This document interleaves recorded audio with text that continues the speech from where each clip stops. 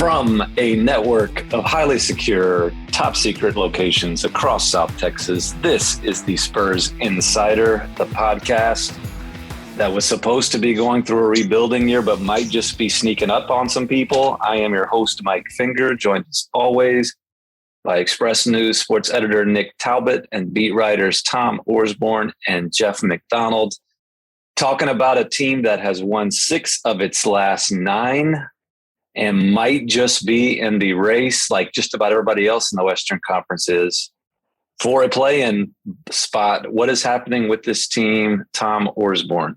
Well, tough stretch, 5 games and 7 nights they just got through. You know, that the loss to Denver, the big loss to Denver wasn't surprising. You know, playing that little mini series, Denver got its revenge.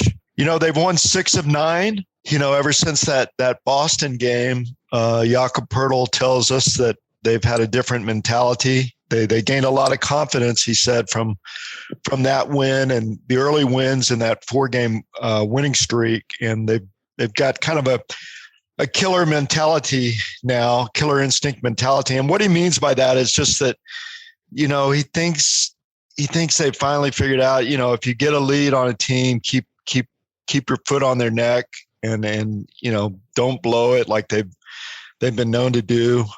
So yeah, just a good mindset right now, coming off that 6 games and 9 wins.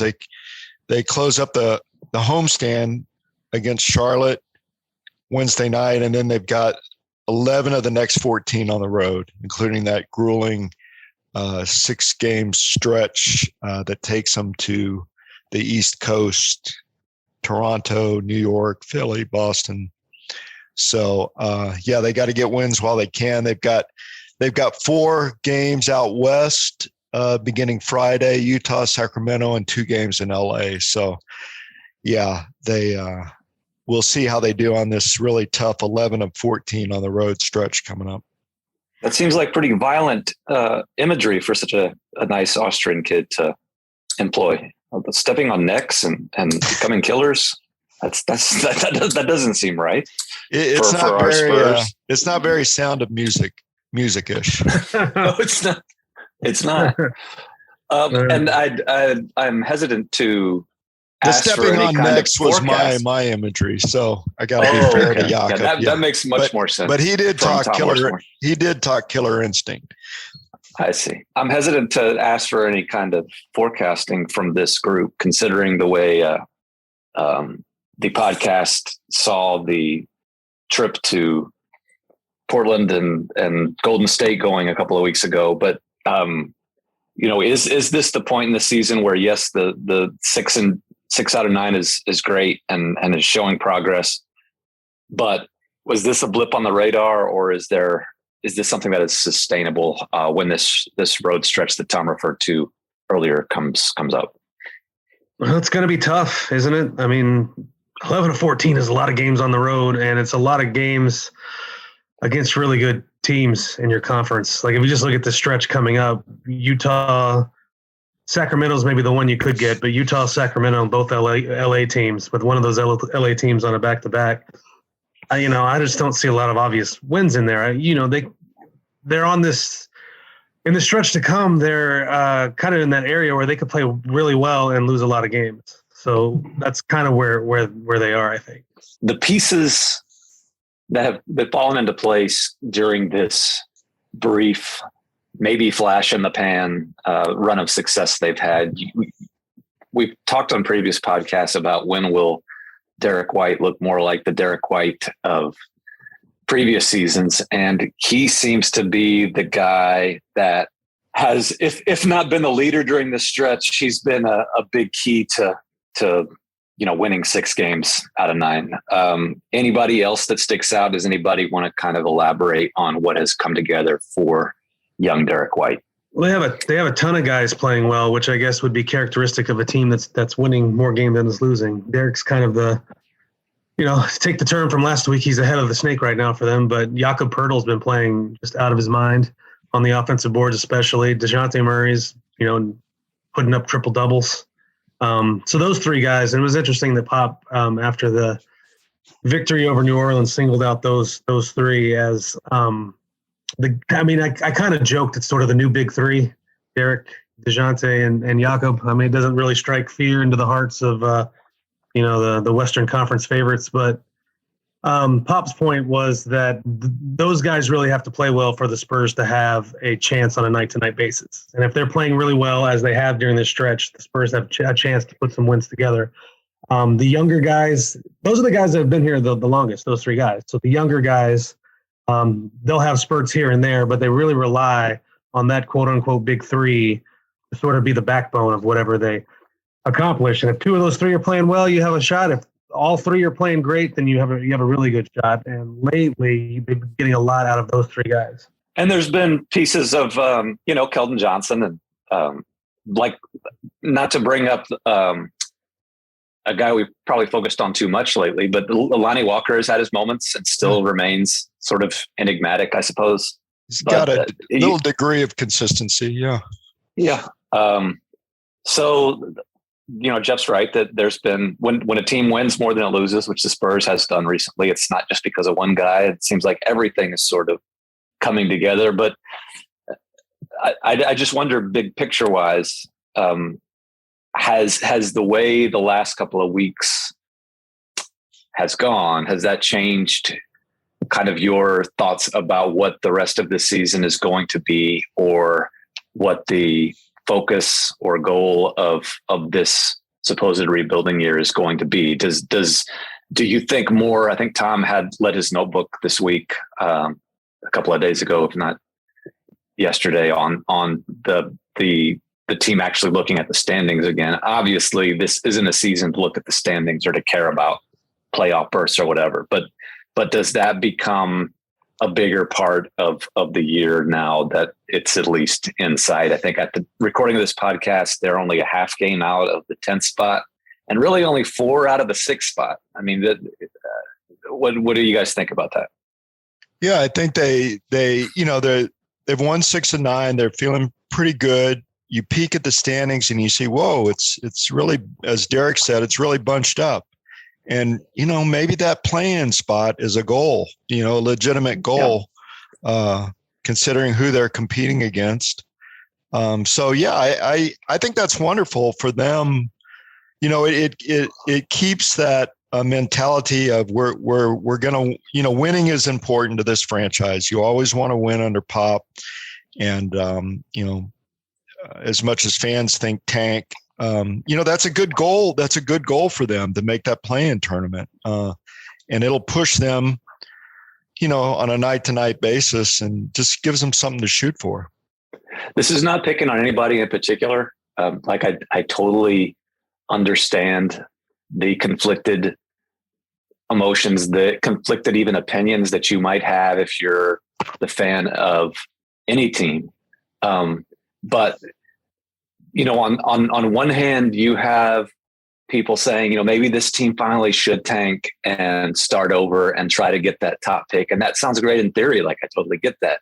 And then you might have that same fan thinking, why are they not playing Thad Young more? He's a clearly better player than, name your guy.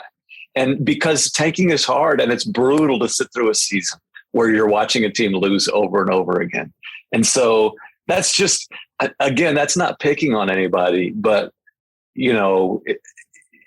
when you think about let's get the top pick this year, you don't totally process what it's like to watch a team lose games over and over again. And it's totally understandable to, on the one hand, say, hey, we should think about the future. On the other hand, look at, hey, maybe that Young's a better player. He can help us win more now. It's just sort of amusing to me. And again, totally understandable. And I think that for the rest of the season, there's probably going to be for people watching this team, those sort of contradictory thoughts from here and there. Like, why are they worried so much about winning this particular game when a loss could help them get a higher draft pick? And on the other hand, hey, I'd like to see some progress. I think we're probably going to get a mixed bag for the next several months, and that's probably fine. Yeah, it kind of seems like they had the formula down a few weeks ago when they were just playing. They were playing a bunch of really well played losses. Like they're kind of screwing it up by actually winning some of these games. You'd also like the well-played losses. That sounds great too. But I'm being facetious, by the way. no, I know you are, but I think there's some truth to it.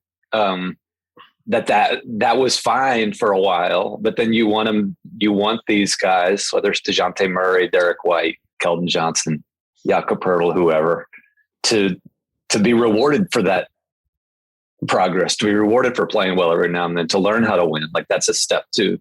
And it should be noted, like even the teams that are supposedly tanking are going through some stretches where they're like winning some, like Oklahoma City earlier this season. Houston won't stop winning. Clearly a tanking team. They had a period where they couldn't lose to the Lakers, and now Houston's won like 19 games in a row. They're supposed to be tanking. So everybody is kind of going through these stretches where they look like they could be something. And I think that's fine. Like I think that's healthy for a team. You don't want too many franchises to go through just the utter despair and hopelessness that like the tanking 76ers did for all those years.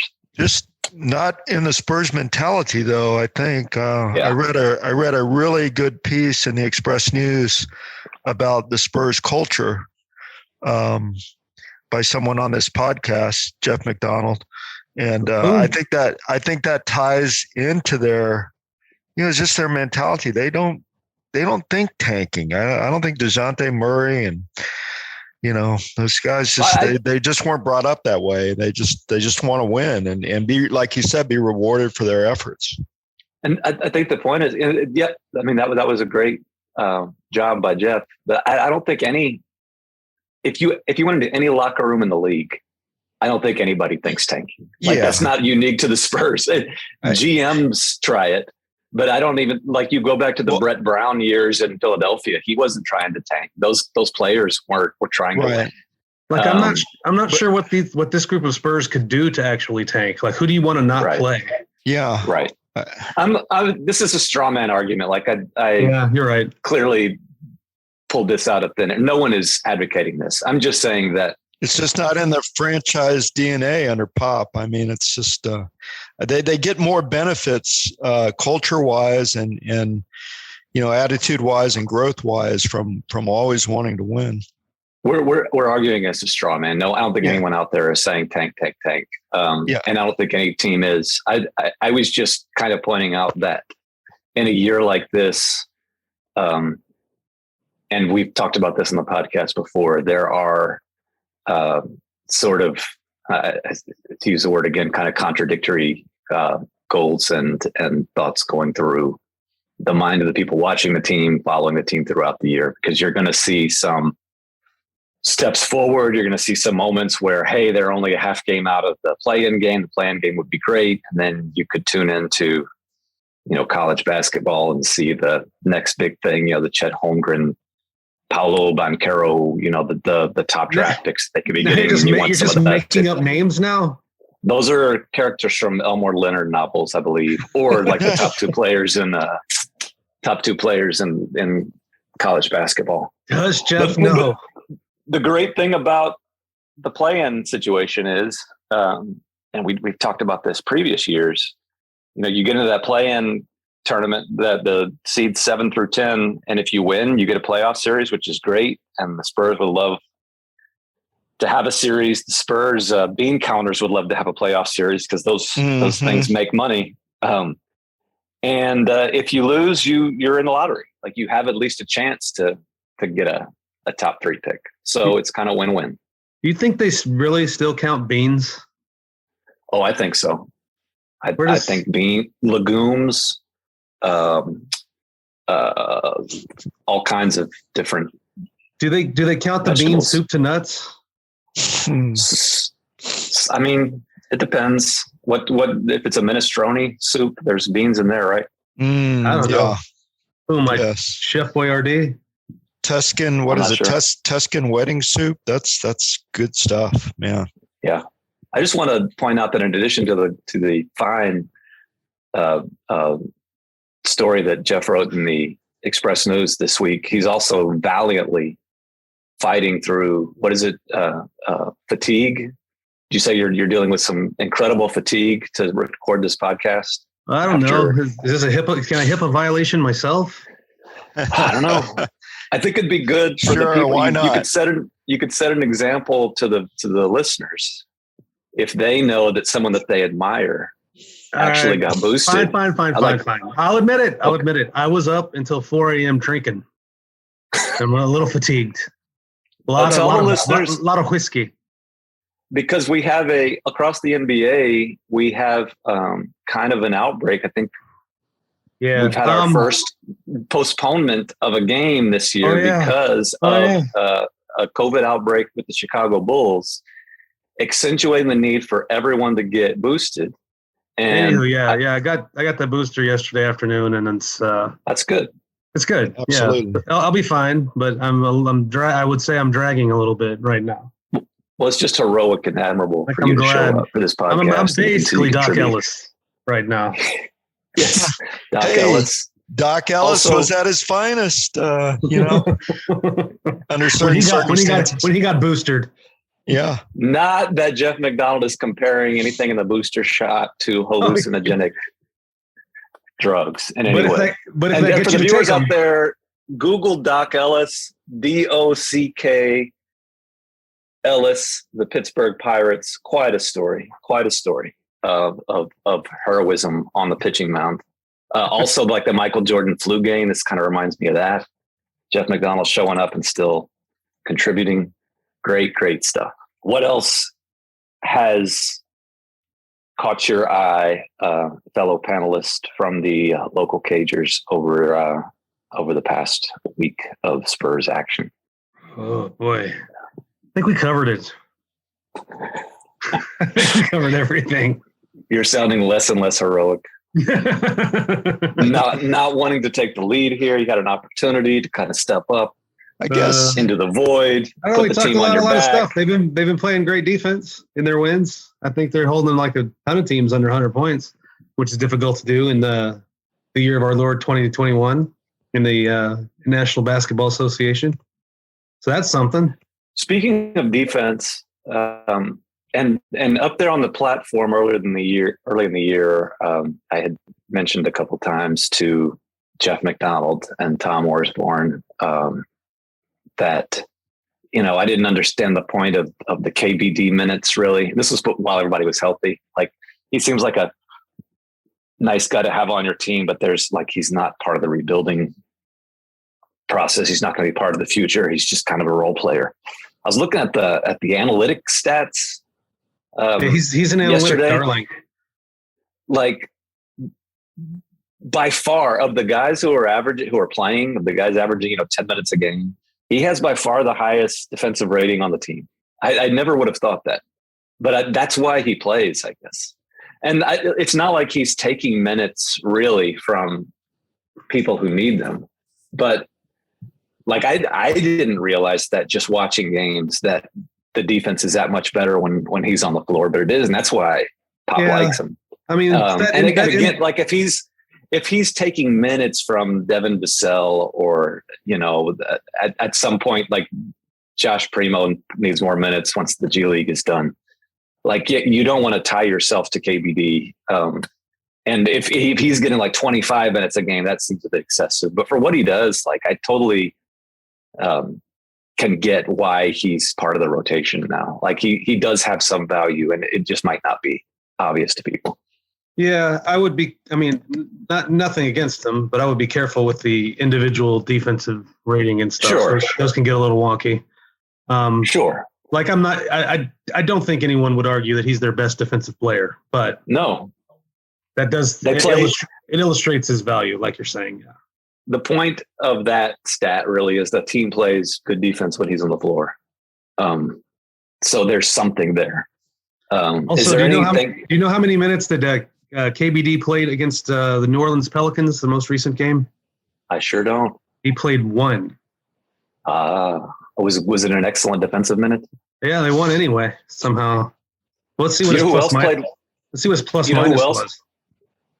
Who else played 1 minute in the New Orleans game was one Jock Landale, who I don't know if any of y'all want to tell the listeners about his sojourn to the G League and anything he might have shown up there. It was a legendary 2 games. Yeah, shooting, I don't know, averaged close to 30 points, shot at a extremely high percentage. But I didn't watch the games, but I've heard that there were, some defensive lapses and just some other mistakes and shortcomings exposed, which supports what Pop is doing with him. But yeah, offensively, just from a pure shooting standpoint, it was pretty pretty impressive. Again, don't want to take anything away from his just blowing up the G League, but there are like no big men down there. So if you're a 25-year-old big man from Australia who was the MVP of he's basically the finals MVP of the Australian League last year, you should go down there and just tear that place apart. So, I mean, he did what he's supposed to do. He did what he's supposed to do is what I would say. It reinforces, though, that the idea that, like, why not let him play down there and do that? And I think we said that before. Yeah. Like, this is probably something that could have happened a lot earlier. I'm with that, except, I mean, yeah, just to learn the stuff. But eventually, if you're just beating up on guys that you're a million times more talented than, then maybe that doesn't make a lot of sense. You know what I mean? Well, a couple of quibbles there. I'm not sure he's a million times more talented than people in the G League. I know, but there's some, like, that's what DeJounte Murray and but specifically the big men. Like, there's tons of guards down there that can guard. But specifically, if you're a big man and you have any hope of playing in the NBA, you should just be murdering that place. And Jock did. But how many games does he need to murder, some 6'7" center, that's 22 years old? I don't know. Okay.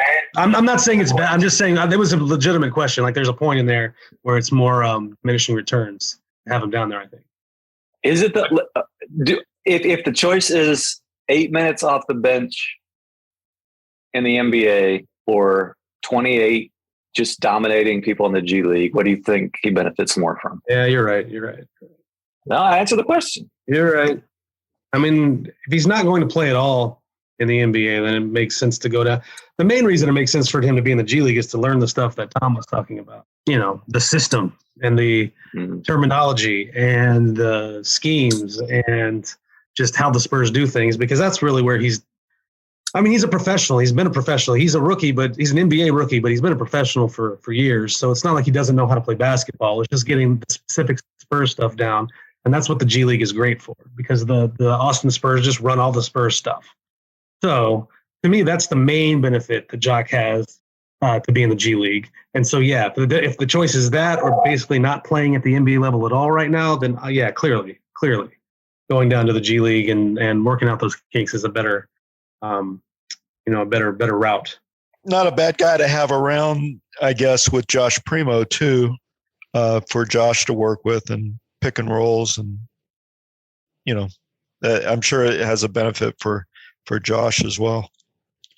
I don't think I've mentioned this before, but like, there's this idea that Pop is holds something against the young guys and doesn't like the young guys, whatever. It takes a while for them to win him over.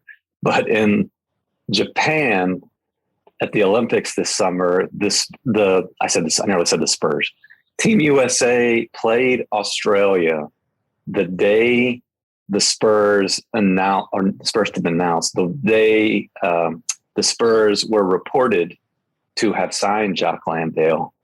And the coach of Team USA was Greg Popovich. And after that game was over, after Pop did his little post game in the room there in Saitama, at the Saitama Super Arena, which just is a fabulous arena, well named Super Arena.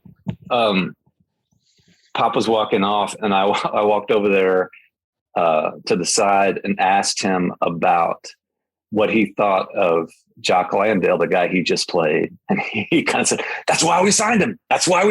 He's great. He plays hard. He can shoot. He can do all this type of stuff.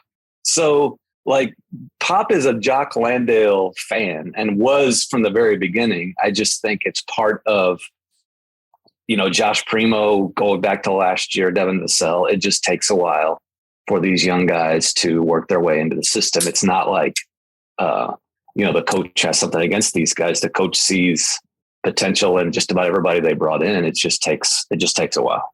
And I think we'll probably see more of him like Josh Primo once the G League season ends and once we kind of move into the next chapter of this rebuilding effort.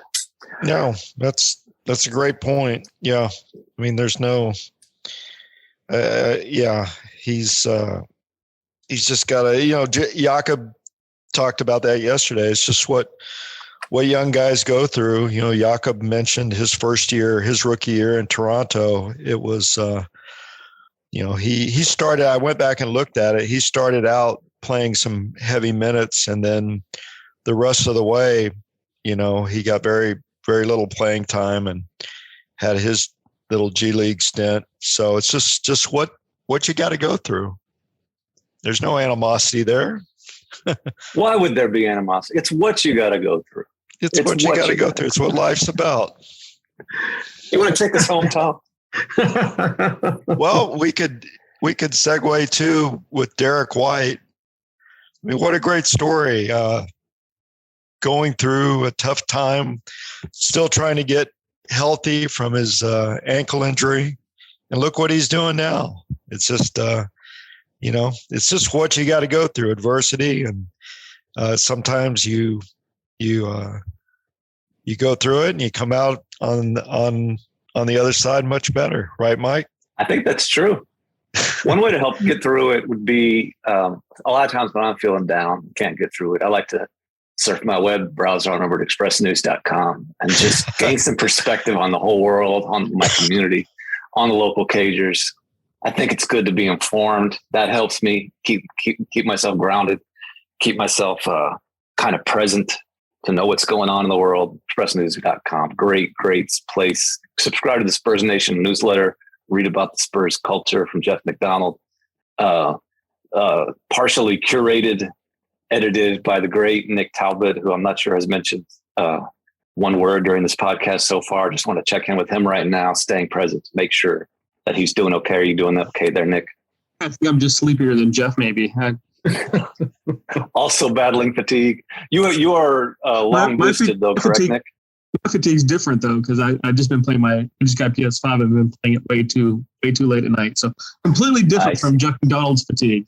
I see, but you are boosted. Everyone on this podcast I am boosted. Yes, I am boosted. I did that a couple weeks ago, and I didn't have that much fatigue. I get the stiff arm like most people get, and that's pretty much it.